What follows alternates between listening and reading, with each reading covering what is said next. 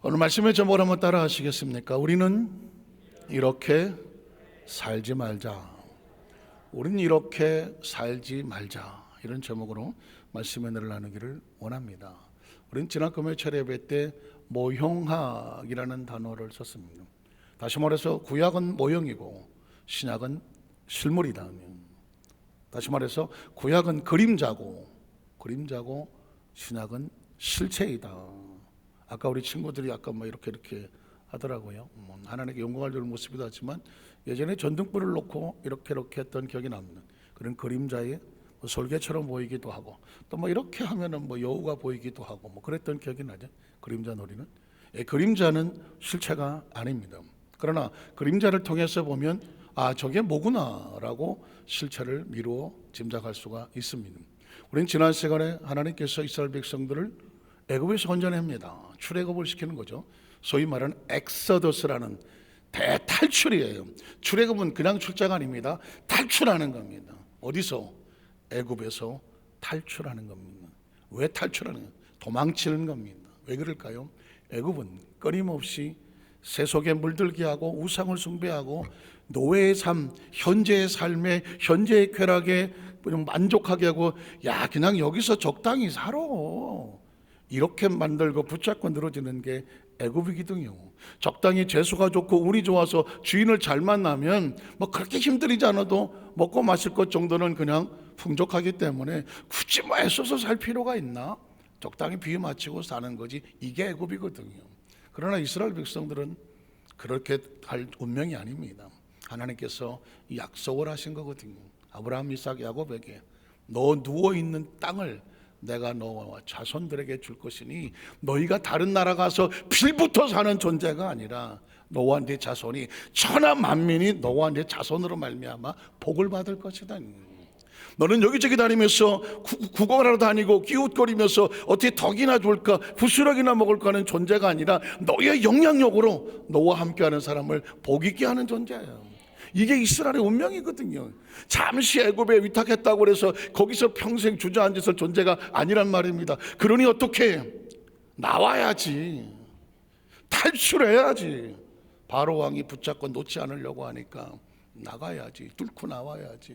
그리고 젖과 꿀인 하나님의 약속의 땅을 향해 돌진해야지. 홍해수가 앞을 가로막더라도 광야를 통과하더라도 아말렉이 가운데 있다고 할지라도 우린 여기서 머물러 있을 존재가 아니니까 약속의 백성이니까 그분이 말씀하시기를 그 땅을 반드시 너와 내 자손에게 주리라고 했었으니까 하나님이 세우신 모세를 통해서 나가자라고 했으면 믿고 가는 거죠. 도중에 어떤 일을 만난다고 할지라도 그건 하나님의 영역이니까 우리가 믿을 것은 약속을 믿고 나가는 것이거든요. 하나님은 약속하시고 그 백성은 약속을 믿고 그 약속을 길을 가는 동안에 어떤 어려움이 있다고 할지라도 약속은 누가 행하실 것이다? 하나님이 행하실 겁니다. 그 될까 안 될까 걱정은 우리가 하는 게 아닙니다. 약속하신 이가 하는 거란 말입니다.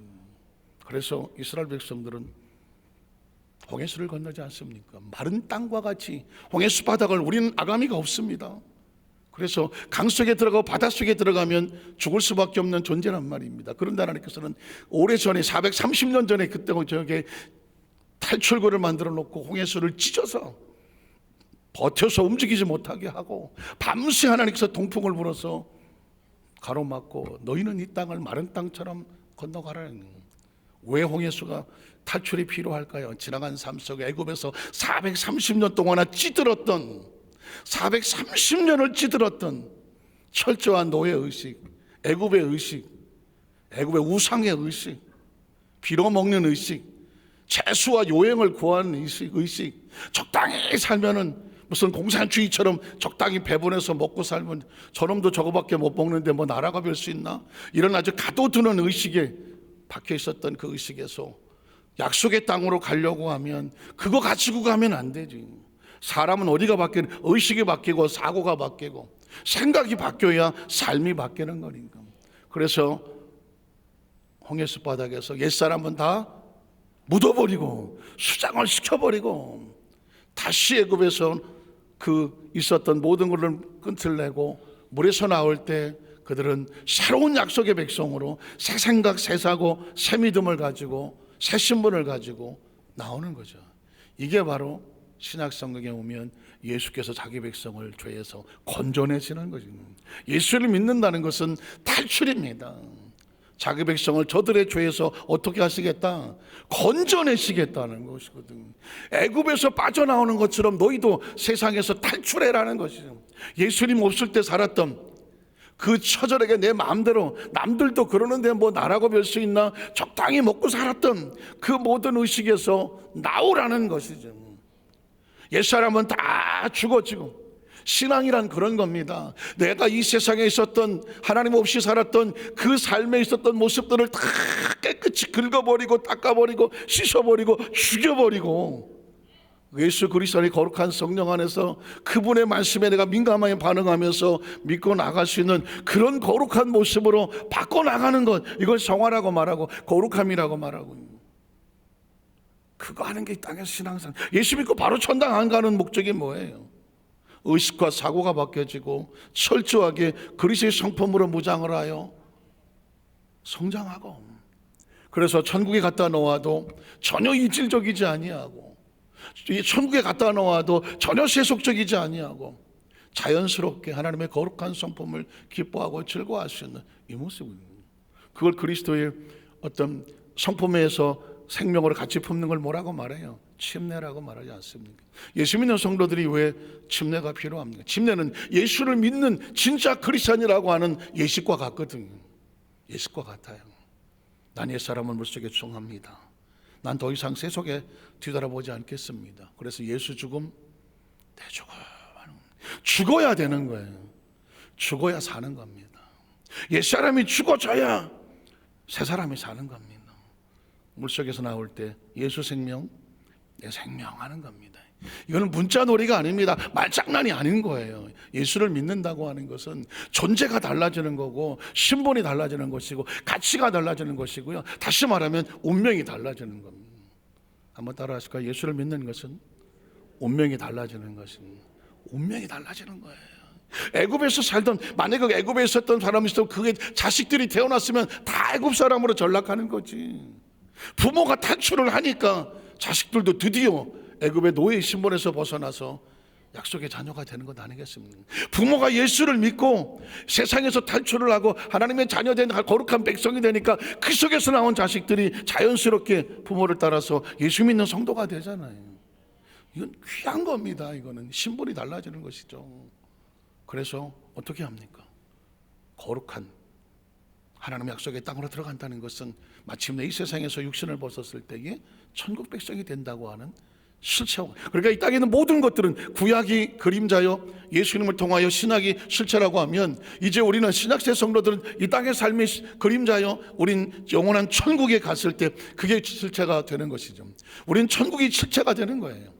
우린 그래서 이 땅의 삶을 사는 동안에 실체가 되는 저 본향을 향하여 오늘도 오늘 이 자리에서 한 걸음 한 걸음 나가며 스스로 자기 자신을 바라봤을 때, 나 예수 믿은 지 몇 년 됐지? 그런데 나는 얼마나 변화가 됐을까? 내 성품은, 내 사고는, 내 의도는, 내가 생각하는 것은, 내 꿈은, 내 가치는, 내 언어는, 내 모습은 얼마나 거룩한 모습으로 내가 바뀌어졌을까? 이건 스스로 자기 자신의 목숨을 걸고 나가는 거란 말입니다. 이걸 배우려고 우리는 아까 모형이라는 단어를 썼고 실체라는 단어를 썼습니다.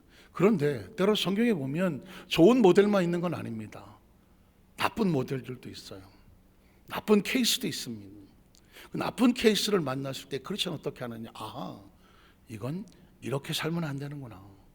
한번 따라 하실까요? 아하, 이것은 이렇게 살면 안 되는구나. 오늘 성경 속에는 좋지 않은 샘플이 2개가 나와요. 케이스가 2번 케이스가 나와요. 그리고 이렇게 말하는 겁니다. 우리는 이렇게 살지 말자. 크리스천은 이렇게 살면 안 된다. 첫 번째는 하나님께서 기뻐하지 않는 자가 되지 말자. 말이 좀 어렵다.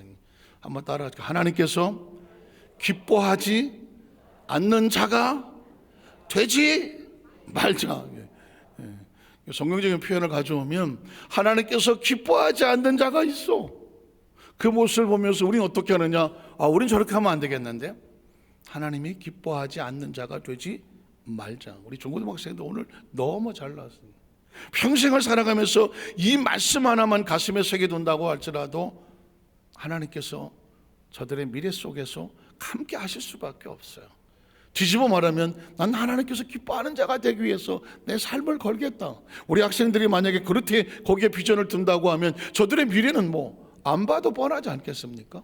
하나님이 기뻐하시는 삶에 자신의 어떤 목표를 두고 간다고 하면 그거라면 누가 인도하시겠습니까? 어떤 방법이 하나님이 개입하셔서 끌고 가실 줄로 믿습니다. 자, 고린도서 10장 5절을 보겠습니다. 5절을 보니까 그러나 그들의 다수를 이스라엘 백성이 광야에서 나왔죠. 그리고 홍해수를 넘어갔습니다. 자, 그리고 광야를 지나가는 과정 속에서 그 300만이 있는데 하나님께서 300만을 다 기뻐하지는 않으셨다. 여러분 참 가슴 아프지 않습니까? 어떻게 해서 나왔는데, 어떻게 해서 홍해수를 건넜는데 광야를 지나가는 가운데에 하나님 보시기에 너희가 다는 아니구나. 하나님 마음에 아픔이 된 기뻐하지 아니하시는 존재가 있었습니다. 그들이 광야에서 결국 뭘 받았습니까? 멸망을 받았다는 것입니다. 멸망. 도대체 무슨 얘기를 할까요? 민수기 14장 20절로 23절에 보면 야훼께서 이르시되 내가 네 말대로 사하노라. 그러나 진실로 내가 살아있는 것과 야훼의 영광이 온 세계에 충만할 것을 두고 맹세하노니 내 영광과 애굽과 광야에서 행한 내 이적을 보고서도 그 엄청난 체험과 은혜를 입었음에도 불구하고 이같이 몇 번이나 10번이나 하나님을 시험하고 내 목소리를 청종하지 아니한 그 사람들이 있었어. 그 사람들은 내가 그들의 조상들에게 맹세한 땅을 결단코 본다 보지 못한다. 보지 못할 것이고 나를 멸시하는 사람은 한 사람도 그것을 보지 못하리라. 오늘 고린도전서에서 바울은 이 이야기를 하는 겁니다. 너희가 생각해봐라. 바울은 구약의 전공이에요. 너희도 다 이스라엘 역사니까. 너희 조상들이 애굽에서 나와서 광야를 지나갈 때에 너희도 알고 있지 않느냐? 하나님이 그들을 다 끌어다가 가나안 땅에 데리고 들어가시더냐? 아니잖아. 그 중에 하나님이 기뻐하지 아니하시는 일부 무리가 있었다. 그 일부 무리들은 하나님께서 광야에서 그들을 보시고 가나안 땅에 데리고 들어갈 수가 없었다. 왜냐하면 사사건건 하나님에 대해서 원망하고 불평하고 하나님을 인정하지 아니하고 믿지 아니하며 가장 무서운 말이죠. 하나님을 뭐 했다? 멸시했다라고. 감히 피조물이 창조를 어떻게 멸시를 합니까? 이건 말이 안 되는 거거든요. 하나님을 멸시하는 방법은 딱 하나입니다. 안 믿으면 되는 겁니다. 안 믿으면 되는 겁니다. 여러분 보십시오. 자식이 부모에 대해서 가장 최고의 불효가 뭐예요? 자식이 부모에게 잘못할 수 있는 많은 케이스가 있겠지만 부모의 가슴에 못을 박을 수 있는 가장 치명적인 건 뭐예요? 당신이 나한테 해준 게 뭐가 있어? 혹시 아십니까? 어느 날 자식이 부모에게, 그것도 어머니 아버지도 아니야, 아니 당신이 나한테 해준 게 뭐가 있어요? 이쯤 되면 이제 이거보다 더 심한 말이 있을까요? 아니 예의를 갖췄다고 칩시다. 아버님, 어머님, 도대체 나한테 해준 게 뭐가 있어요? 나요? 나 혼자 컸어요. 나 힘들 때 어디 있었어요? 내 죽을 고생해서 나 혼자 컸다니까요. 뭐 나 어쩌라고요? 뭐 왜 나한테 내 인생에 간섭을 하세요? 그렇게 하지 마세요. 나도 다 컸어요. 내가 뭐 부모 말 이제 와서 뭐 해준 게 있다고 내가 아버지 말 듣고 엄마 말 듣겠어요? 됐어요. 이러면 부모의 심정이 어떨까요? 존재 자체가 부인을 당하는 거 아니겠습니까? 이쯤 되면 부모는 피를 토하고 거꾸로 쓰러지는 거 아니겠습니까? 세상에 이것처럼 가장 비참하고 처참한 게 있지 않습니까? 부모의 존재를 인정하지 않겠다는 거죠. 하나님을 안 믿는 거 그런 거예요. 하나님이 또 우주 만물을 창조하셨고 자기 백성을 위해서 어떻게 우리 존재 자체가 뿌리가, 생명의 뿌리가 하나님이잖아요. 그런데 하나님을 인식을 안 해요. 인정을 안 해요. 아니 하나님이 살아계시면 나한테 이런 일은 하겠어? 하나님을 믿는, 차라리 내 주먹을 믿어라. 이런 인식 자체가 뭐냐면 하나님에 대해서는 최고의 모욕인 거예요. 최고의 뭐 이스라엘 백성이 12명의 정탐꾼이 가나안 땅을 정탐하고 돌아와서 그런 소리를 하는 거예요. 10명이 아니 진짜 설마 했는데 설마가 사람 잡는다고? 아니 그 가나안 땅을 가서 봤더니 이게 뭐야 이거? 거민을 삼키는 땅이고 험악하고 장대가 지고 우리 거길 들어가라고? 이게 약속의 땅이라고? 야 들어갔다가 우리 처자식 다 새끼를 다 죽여. 안 돼. 우린 더 이상 하나님 말을 들을 수 없어. 우리끼리 지도자를 세우고 애굽으로 돌아가자는 거예요. 이해가 가십니까? 이건 스토리가 아닙니다.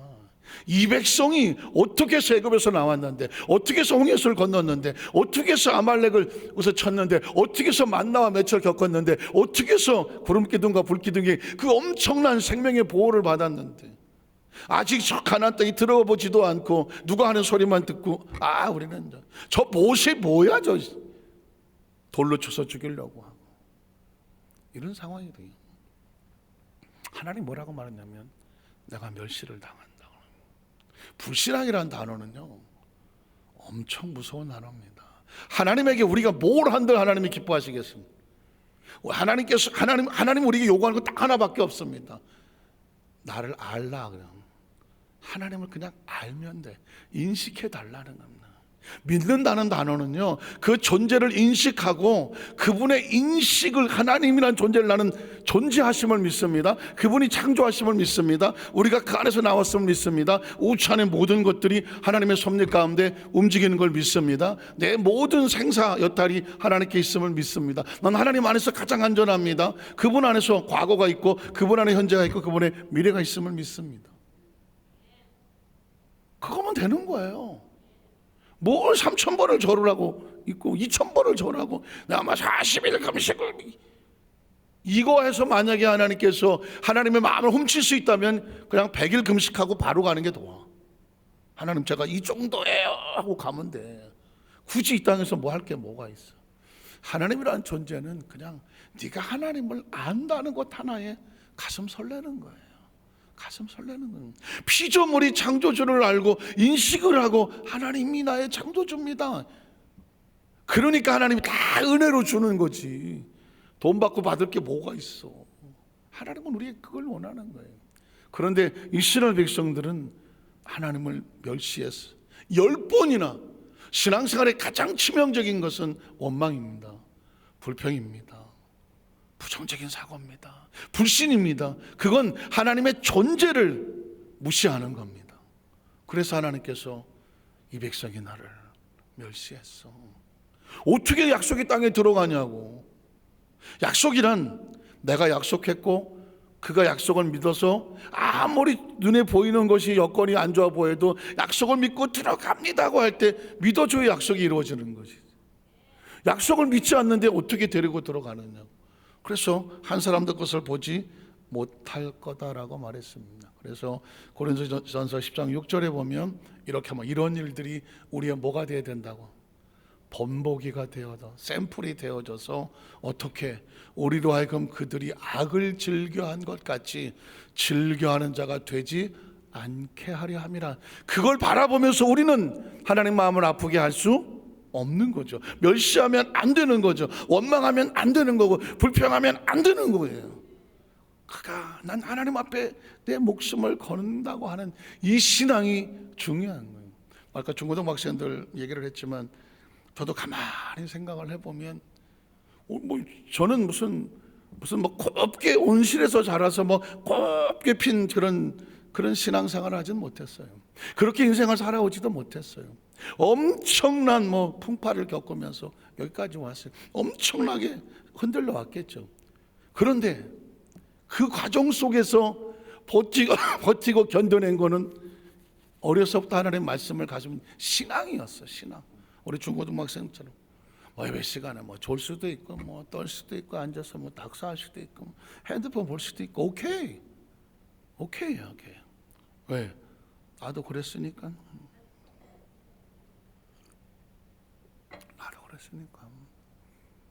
생각은 빠르게 돌고 세상은 재밌고 친구들은 어쩌고 저쩌고 하고 목사님 강단 설교하시는데 그때는 설교가 뭐 내 인생 머리에 들어오는 것도 아니고 그냥 성경 이야기처럼 느껴지고 앉아갖고 오늘 설교가 길다야.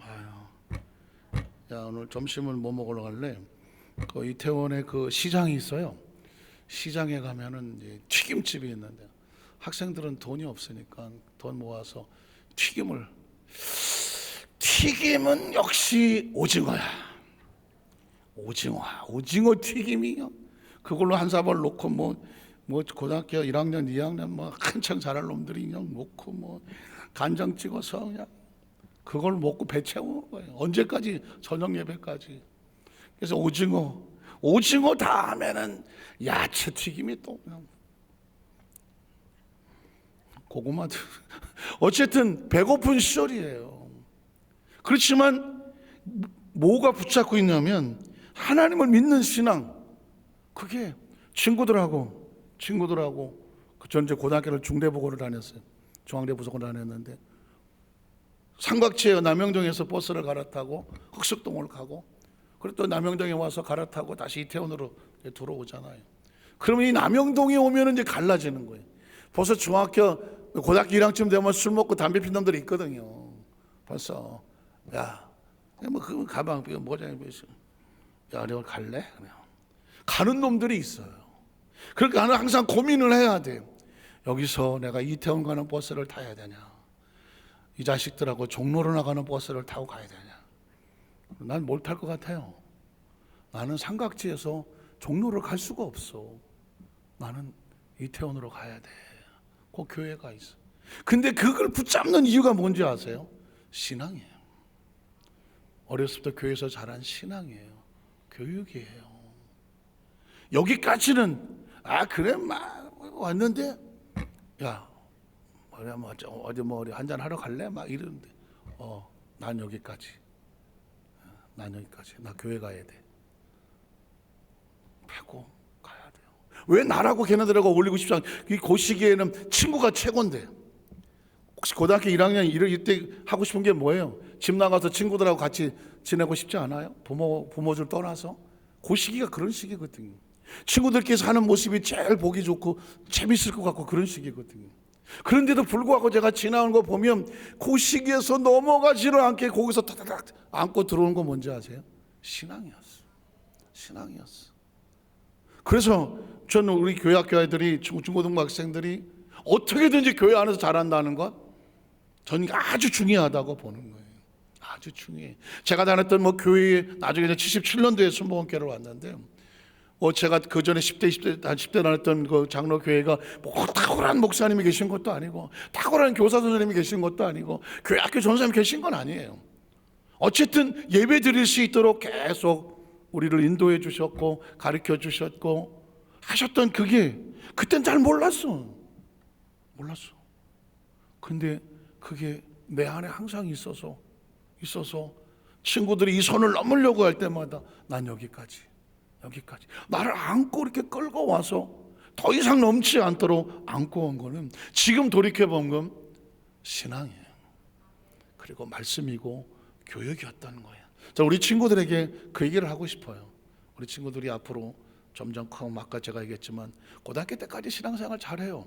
고3쯤 되면 대학 간다고 또 교회 안 나오고 이럴 수도 있어요.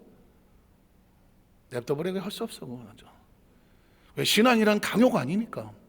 이것도 경험해보고 저것도 경험해보겠지. 그러나 정말 중요한 순간에 정말 견딜 수 없는 어떤 정말 처절한 통곡이 나와서 아무도 없다고 생각할 때 그때 기억해라. 하나님 통곡하며 하나님을 불러라. 그러면 하나님은 하나님을 찾는 자기 백성을 버리지 않더라. 그리고 다시 끌고 와서 하나님이 만들어 가시더라. 그리고 경험하고 체험했다면 그 다음에 다시 어떤 일이 생겼을 때 어떻게 되느냐? 비슷한 유혹이 와더라도 끊어낼 수 있는 힘이 생겨난다. 한 번도 어떤 시험에 들지 아니하고 한 번도 유혹을 받지 아니하고 그렇게 신앙생활 할 수 있다면 땡큐. 에녹과 같이 하나님과 동행하다가 그냥 들림 받으면 돼. 그러나 대부분의 사람들은 그치를 못해요. 이리 흔들리고 저리 흔들리고 서운하고 섭섭하고 낙심하고 억울하고 속상하고 이리 갔다 저리 갔다 비틀거리고 다 해봐. 괜찮아. 그거에 하나님께서 삐질 뿐은 아니에요. 하나님의 존재라는 것만 기억하고 결정적인 순간에 하나님만 놓지 않으면 돼요. 하나님. 그러면 하나님께서 다시 잡아서 만드시면 정말 멋진 작품이 되어질 수 있어요. 저도 수도 없이 하나님 앞에 꼬꾸라지면서 마지막 순간에 불렀던 건 하나님, 하나님, 하나님. 지금 중고등부 학생들은 신앙이 힘들 수도 있어요. 아유, 어쩌다가 우리 할머니한테 걸려갖고, 어쩌다가 우리 아버지한테 걸려갖고, 우리 엄마한테 걸려갖고, 지금 뭐 억지로 나와 있을 수도 있고요. 선생님의 등살에 못 이겨서 그냥 나와서 했을 수도 있어. 괜찮아. 그러나 세월이 지나다가 어느 순간에 정말 세상에 실망하고 어떤 상황의 위기를 만나고 진로를 놓고 걱정하고 정말 힘든 그 위기의 벽에 부딪혔을 때, 그때 그 오늘의 기억이 남을 거예요. 같이 봉사하던 것, 기도하던 할머니, 할아버지, 어머니, 아버지, 그 눈물의 기도가 있을 거예요. 그때 하나님을 다시 찾아도 돼요. 놓지 마라. 그러나 정말 인생을 빠르게 살고 싶으면 굳이 나가서 돌아다닐 필요는 없다. 하나님 앞에 끝까지 그분이 이끌어간 데 있어서 시간 낭비하지 말고 하나님, 저 하나님 안에만 있을게요 라고 믿음으로 승부를 내봐라. 그러면 우리가 생각하는 것보다 하나님이 갖고 계신 생각은 더 상상 없이 크다. 이건 목사라서 하는 얘기가 아니라 인생의 선배로서 중고등학교 시절을 겪어본 그 아픔과 기억 속에서 피눈물을 겪어봤던 인생의 선배로서 하는 얘기다. 크리스찬의 선배로서 하는 얘기다. 아마 여기 있는 모든 장로님들이나 권사님, 난수자들이나 모든 믿음의 선배들 똑같은 얘기를 할 겁니다. 말씀을 정리하기를 원합니다. 악을 즐기는 자가 되지 마라. 악을 즐기는 자가 되지 마라. 하나님의 거대한 이름 앞에 하나님이 안 보인다고 하나님을 함부로 말하지 마라. 하나님 앞에 함부로 원망하지 마라. 함부로 불평하지 마라. 함부로 하나님을 멸시하지 마라. 하나님을 놓치면 아무것도 없는 생이다. 하나님을 놓치면 아무것도 없는 생이다. 어떤 우주학자가 대화하는 가운데 이렇게 얘기하더라고요. 제가 우주를 연구해 보니 나라고 하는 존재는 우주의 한 줌의 먼지입니다. 그러면서 말하더라고요. 인생은 먼지 아닙니까? 먼지.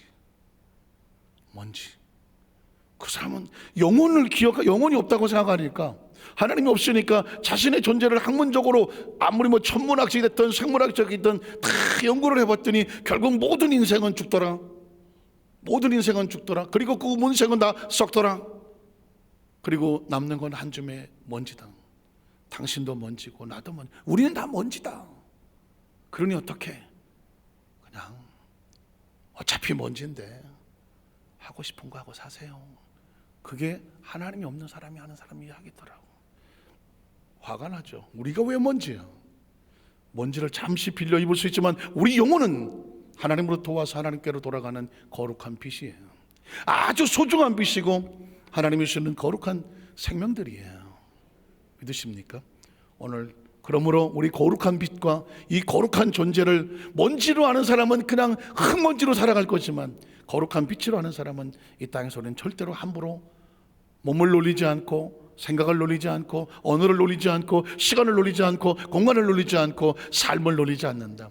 하나님 앞에 가장 소중하고 귀한 하나님의 가슴을 뭉클거리는 그런 존재들, 우리 중고등부 학생들, 우리 모두, 저와 우리 모두가 되시기를 주님의 이름으로 축복합니다. 기도하겠습니다. 하나님 아버지 감사합니다.